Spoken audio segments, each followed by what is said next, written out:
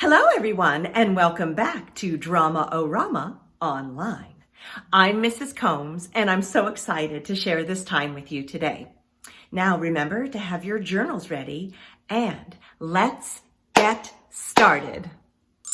For today's warm-up, we are going to explore creative movement playing a game called Force of Nature. We're going to explore movement inspired by nature, freeze, and then we are going to react to that part of nature as ourselves. For example, if I call out wind, we'll use our bodies and vocalizations to explore the movement of wind. And then, as ourselves, we will react to wind. So, my forces of nature. Are you ready?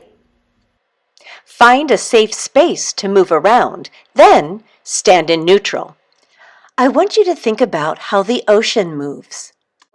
And when I say action, I want you to explore moving like the ocean. And action. Use your whole body. Your arms, your torso, your legs.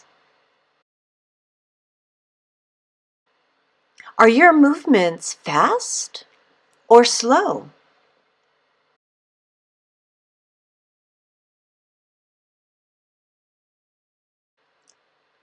Now freeze.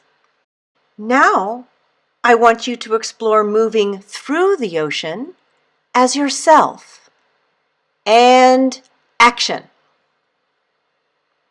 How does it feel to move through water? Use your whole body. Are your movements slow or fast? What do you see?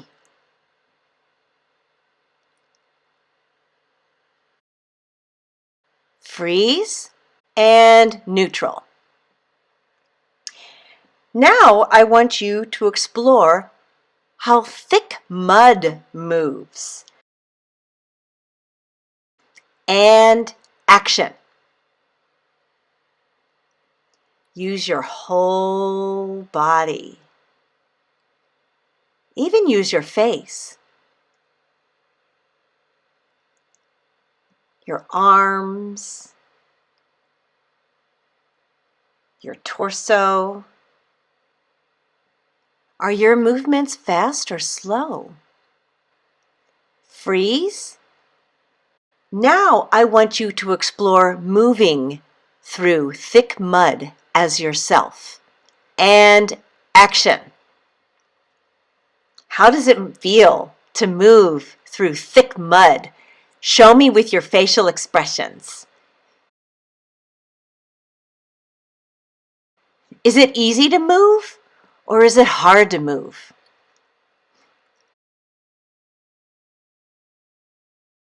Freeze and neutral. And now I want you to explore moving like the hot sun. This is a little trickier. And action. You are the hot sun beating down on the earth. How do you think the sun would move? How the rays would move? Explore that movement with your whole body.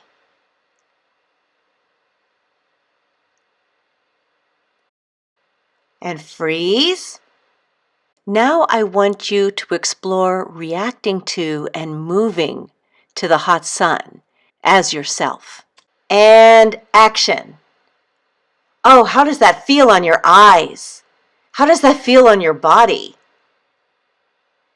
How do you react to the hot sun? Do you want to move towards it or away from it? And neutral. Very good. Today, we are going to explore setting in a Native American myth. Myths, like fairy tales, were passed down generation to generation through word of mouth. These stories have to do with gods, nature, and how certain things came to be. We're going to act out a Cherokee creation myth, focusing on the setting. Setting shows when and where the story takes place. And not only will we explore how different characters react and relate to the setting, but we will also become different parts of the setting. I'm going to tell the creation myth as I act it out, and I want you to act it out with me. Are you ready? Find a safe space to move around, then stand in neutral. A Cherokee Creation Myth. Setting in nature. Long ago, before there were any people, the earth was young, and the sea covered everything. The earth was a great island floating above the sea. And the animals lived in a home above the earth and beyond the rainbow.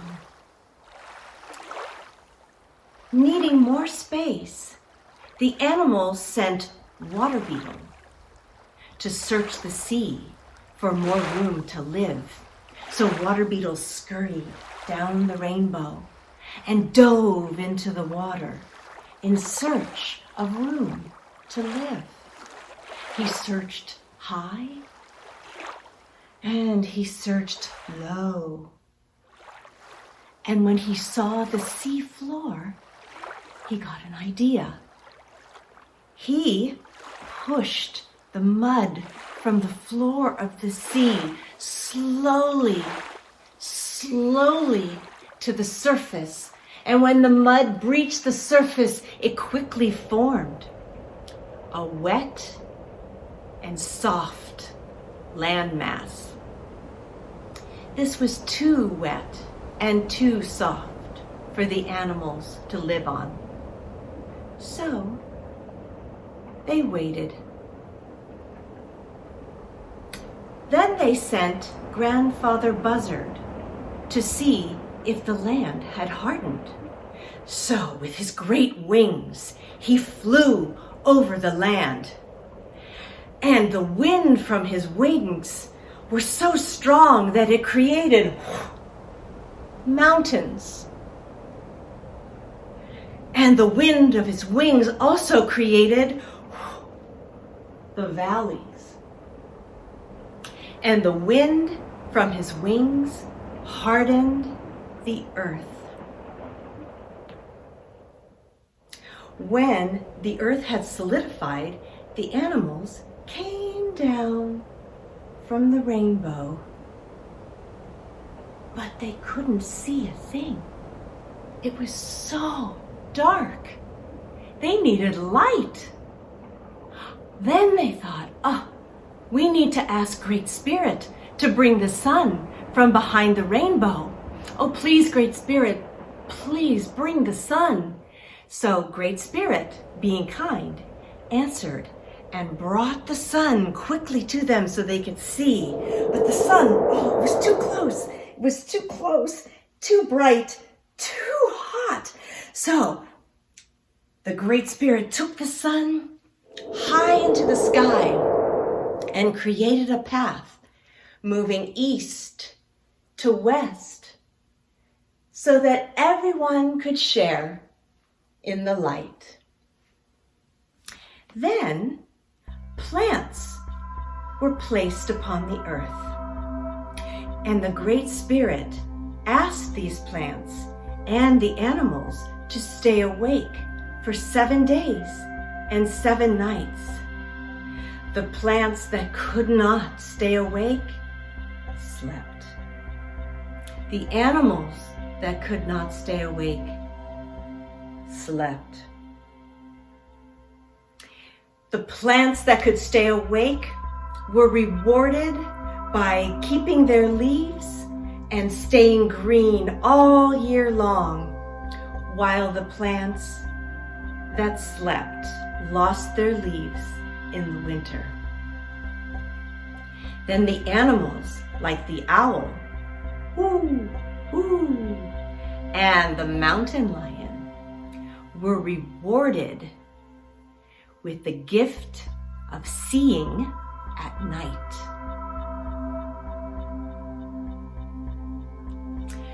This is how our world came to be before humans inhabited the earth. The end. Today, we were able to create different parts of the setting using creative movement. We were then able to use our bodies and our faces to show how different characters related to the setting. In one part of the story, we were the actual sea. And then in another part of the story, we were the water beetle, searching the sea to find a place to live. By exploring both ideas, we have a deeper understanding of this creation myth, and I think it makes the retelling more interesting. It's time for today's journal prompt. I want you to choose one of the natural settings from the Cherokee Creation Myth. And then I want you to think about how the animal and plant characters explored that setting. And I want you to write a short paragraph describing the setting and how the characters felt about and reacted to that setting. And remember, use details.